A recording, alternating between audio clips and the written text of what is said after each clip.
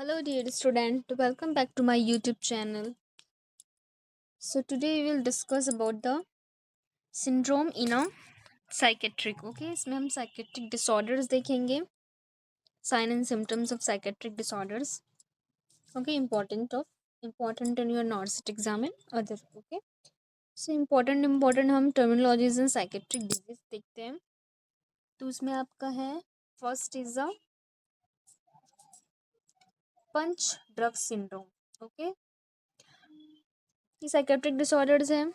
ठीक है, जो कि इम्पोर्टेंट है, जो कि आप ऐसे बहुत सारे सिंड्रोम्स आते हैं, जैसे कि पंच ड्रग्स हो गए, कोटार्ड्स डेल्यूजन्स हो गए, कोटार्ड सिंड्रोम हो गया. ठीक है, जो आपकी साइकेट्रिक के लिए इम्पोर्टेंट है. ओके, साइकेट्रिक भी एक इम्पोर्टेंट सब्जेक्ट है, जो कि नॉर्सेट में इसका बहुत ज़्यादा ही अमाउंट में से क्वेश्चंस देखने को मिलते हैं. तो ये सब जो डिसऑर्डर्स है वो आपको पते होने चाहिए. ठीक है, पता होना चाहिए कि क्या क्या डिसऑर्डर्स होते हैं और इम्पोर्टेंस. ओके, सो इसमें इम्पोर्टेंट सिंड्रोम्स, जैसे कि फर्स्ट है पंच ड्रग सिंड्रोम्स. ठीक है, ये भी आप फर्स्ट टाइम देखा होगा, पंच ड्रग सिंड्रोम्स. ठीक है, तो मैं साइकेट्रिक्स में आपको अच्छे अच्छे सिंड्रोम्स डिसऑर्डर्स पढ़ाऊंगे. ओके, जो आपने फर्स्ट टाइम देखा होगा. तो पंच ड्रग सिंड्रोम होता क्या है, ये कभी भी एग्जाम में आ सकते हैं. ठीक है, आगे नेक्स्ट पूछ सकता है इसको. तो उसके लिए हम देखते हैं पंच ड्रग सिंड्रोम होता क्या है. पंच ड्रग सिंड्रोम और boxer is also called as a boxer syndrome. Okay, इसको बॉक्सर सिंड्रोम बोला जाता है और डिमेंशिया पुंगलिस्टिका भी बोला जाता है. ओके, इस नाम से भी आ सकता है. ये क्यों होता है, also called as a chronic traumatic encephalopathy. ठीक है, it is commonly seen in the alcoholism and boxers due to the repeated cerebral confusion which result in weakness of limb, unsteady gait and mental dullness. Okay, अभी पंच drunk syndrome होता क्या है, formerly known as chronic traumatic encephalopathy है. ठीक है, एंसेफेलो जो हमारे brain में क्या हो जाता है, ट्रोमेटिक हो जाता है. ठीक है, ब्रेन में ट्रॉमा हो जाता है, जिसकी वजह से कॉज करता है, जिसकी वजह से क्या रिलेट करते हैं, ये मेनली किस में कॉज करता है, एल्कोहलिक्स में, एल्कोहलिक जो पेशेंट एल्कोहलिक में, और बॉक्सर्स में. क्यों, रिपीटेड सेरेब्रल कॉन्फ्यूजन हो रहा है, जिसकी वजह से कॉज करता है. ओके, जिसकी वजह से mental illness, dullness, unsteady gait, weakness of limbs cause करते हैं. ये प्रोग्रेसिव न्यूरोजेनरेटिव डिजीज है, caused repetitive long term loss of the hand. ठीक है, अगर कंटिन्यू रिपीटेटिव हेड में क्या हो रहा है, इंजरीज हो रही, तो कॉज कर देते हैं. बॉक्सर्स, जैसे कि हो गया बॉक्सर्स. ठीक है, जो बॉक्सर्स क्या है, जो एक दूसरे को मारते हैं, तो कभी क्या होता है, हेड में कंटिन्यू कन्फ्यूजन हो रहा है, मतलब इंजरी लग रहा है उनको, कंटिन्यू उनको बार बार प्रेस दिया जा रहा है, हेड में मारा जा रहा है, तो इसकी वजह से कॉज करते हैं. ठीक है, एथलीट्स में कॉज करते हैं, स्पोर्ट्स जो खेलते हैं उनके में. माइल्ड ट्रोमेटिक ब्रेन इंजरी की वजह से होता है. ये symptoms include cognitive decline, memory loss lead करता है, मूड चेंजेस, मोटर डिसफंक्शन, ये सारी चीज़ें लीड करती है. Okay, that is a punch drunk syndrome. Next है डिजीज आपका एगबॉर्न सिंड्रोम. एगबॉर्न सिंड्रोम क्या होता है, एगबॉर्न सिंड्रोम और delusional parasitosis.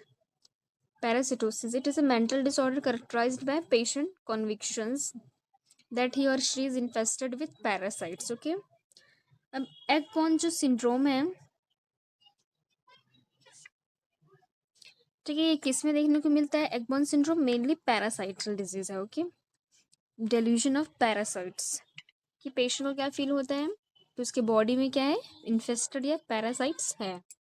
ठीक है, तो ये सिंड्रोम्स को बोलते हैं एगबॉर्न. ये भी इंपॉर्टेंट आ सकता है एग्जाम पे. ठीक है, पेशेंट को क्या बिलीव्स होता है, individual possesses a form false belief that they are infested with insect, worms, parasites under their skin.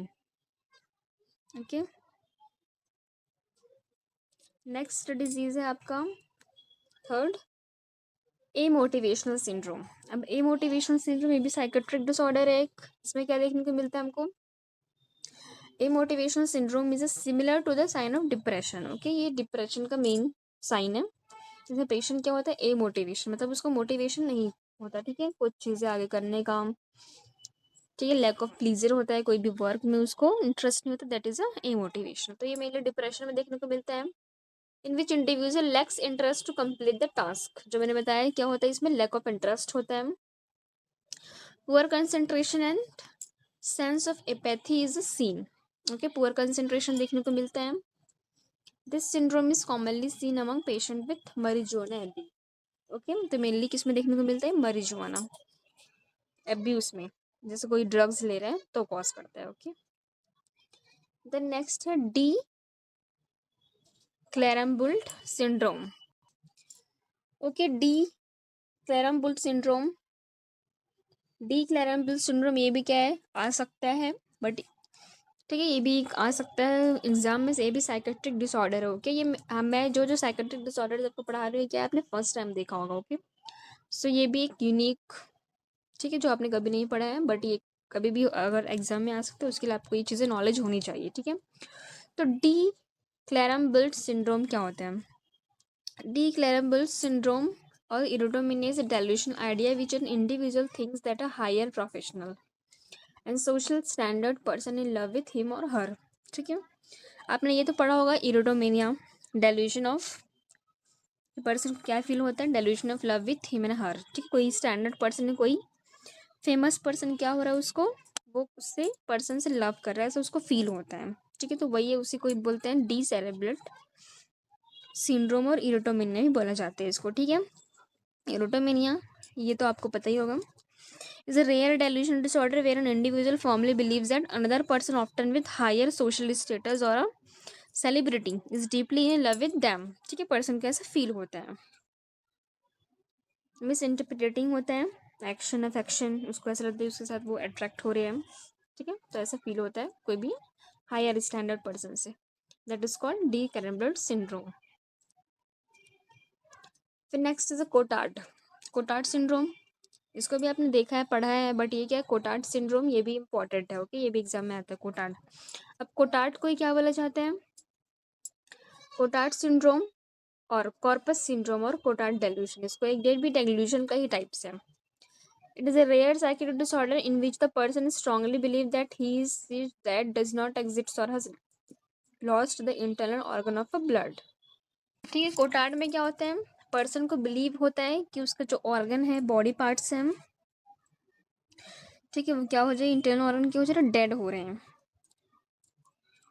A rare neuropsychiatric disorder where individual hold the firm delusion that they are dead, rotting or have lost their internal organ, blood और body product parts। Okay, क्या person क्या feel होता है कि उसका जो भी internal organ है वो लॉस्ट होते जा रहे हैं। ठीक है, मेनली किस में देखने को मिलता है, सिजोफ्रेनिया में देखने को मिलता है, डिप्रेशन में देखने को मिलता है। ठीक है, ऐसे पेशेंट के में देखने को मिलता है। इसके लिए हम ट्रीटमेंट करेंगे ECT, electroconvulsive therapy. Okay, clear, Cotard delusion. The next psychiatric disorder is clumsy child syndrome। ये भी important है, clumsy child syndrome क्या होता है? Clumsy child syndrome is a term not in use nowadays। अभी इसको यूज नहीं होता, but it's not any important।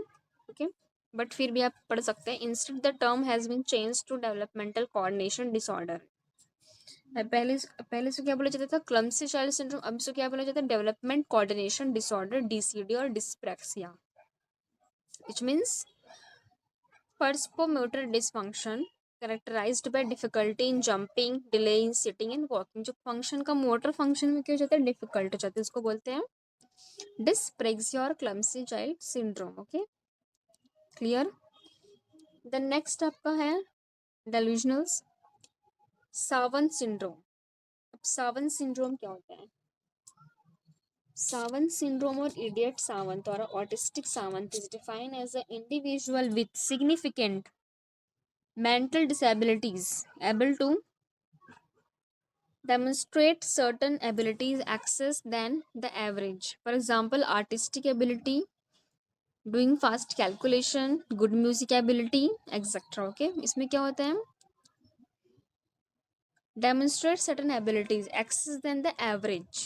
Okay, जो भी उसका एबिलिटीज़ है वो क्या हो जाता है, एक्सेस हो जाता है। जैसे कि अगर वो कोई पर्सन कैलकुलेशन अच्छा करे तो उसका वो कैलकुलेशन क्या होगा, फास्ट कोई म्यूजिक कर रहा है, उसको हॉबी म्यूजिक का, तो गुड म्यूजिक एबिलिटी, मतलब कोई भी एक चीज़ उसको टैलेंट है तो वो चीज़ें क्या है उसको बहुत फास्ट है उसकी। बाकी बाकी क्या है वो मेंटल डिसेबिलिटीज है। ठीक है, मेंटल डिसेबिलिटीज बस कोई भी एक चीज़ क्या हो रही है उसमें अच्छी है, that is a Sawan syndrome. जैसे पर्सन मेंटल तो है बट क्या है उससे कैलकुलेशन अच्छा है, तो वही है किसी भी पर्सन में क्या होना, एक क्वालिटी अच्छी होना। मेंटल डिसेबिलिटीज होती है पर्सन की, ब्रेन इंजरीज होती हैं, ठीक है, बट क्या होती है कोई भी एक extra ordinary talent specific areas like memory, music, arts और मैथ्स, कोई भी स्पेसिफिक टैलेंट होता है, that is a Sawan syndrome. फिर एम्प्टी नेस्ट सिंड्रोम। अब ये एम्प्टी नेस्ट सिंड्रोम क्या होता है, ये भी इंपॉर्टेंट है, ये भी एक साइकेट्रिक डिसऑर्डर है। ओके, जरा साइकेट्रिक डिसऑर्डर जिसको आपने पहले पढ़ा नहीं होगा, ठीक है, बट अभी आपको क्लियर हो जाएगा ये सारी चीज़ें। तो empty nest syndrome denotes the symptoms of depression, ये डिप्रेशन का ही सिंड्रोम्स है, elicited due to the loneliness और आइसोलेशन। ठीक है, लोनलीनेस और आइसोलेशन को ही बोला जाता है emptiness syndrome. Okay, next syndrome देखते हैं गैंसर सिंड्रोम। गैंसर गैंसर सिंड्रोम भी इंपॉर्टेंट सिंड्रोम है। गैंसर हमेशा एग्जाम में आता है। ओके, गैंसर सिंड्रोम और नॉनसेंस सिंड्रोम और बाल्ड्रस सिंड्रोम बोले जाते हैं इसको। ठीक है, क्या क्या बोले जाते हैं, नॉनसेंस सिंड्रोम और बाल्डरडेस सिंड्रोम। तो अभी गैंसर सिंड्रोम होता क्या है,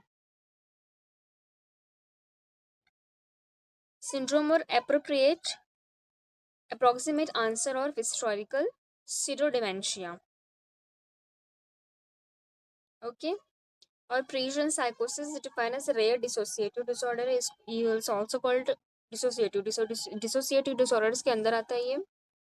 characterized by saying an approximate answer to the questions raised, along with other dissociative symptoms amnesia, fugue or visual hallucination. Ganser syndrome क्या होता है, ये एक नॉनसेंस सिंड्रोम है जिसमें पर्सन को क्या फील होता है, saying approximate answer to the question.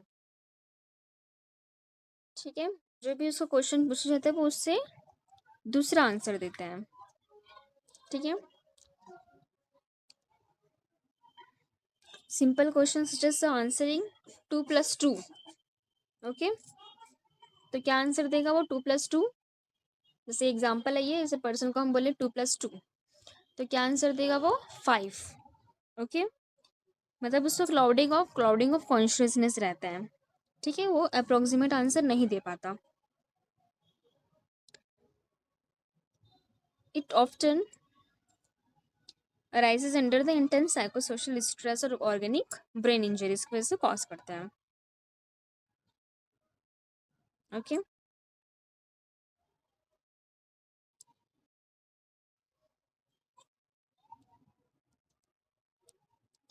Next is a Diogenes syndrome.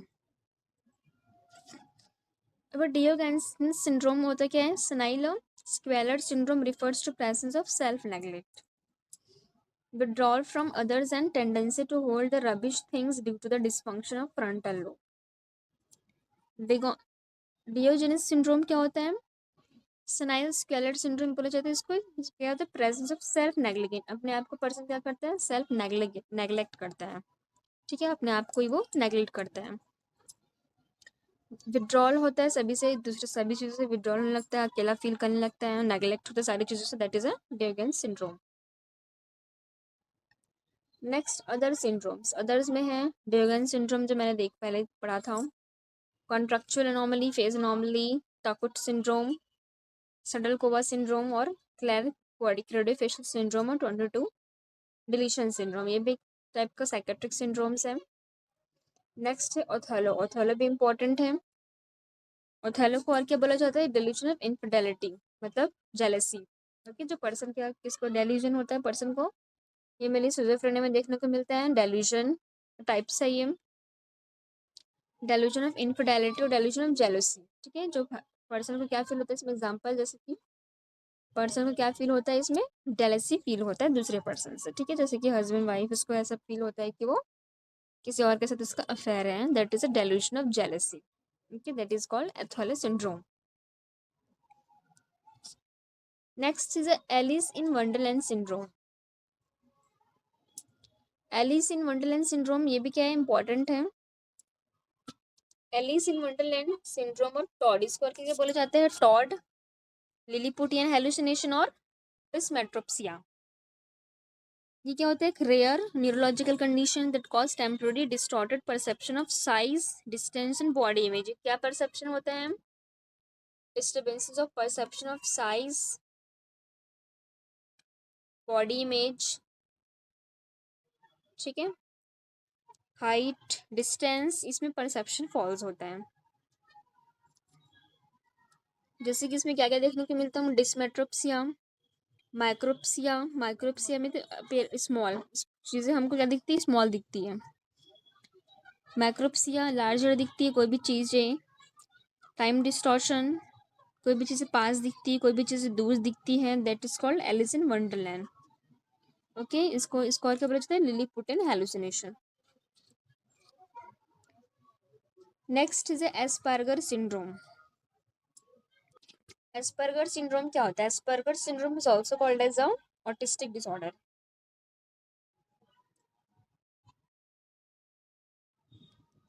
Okay, autism spectrum disorder बोला जाता है इसको। It is a developmental disorder.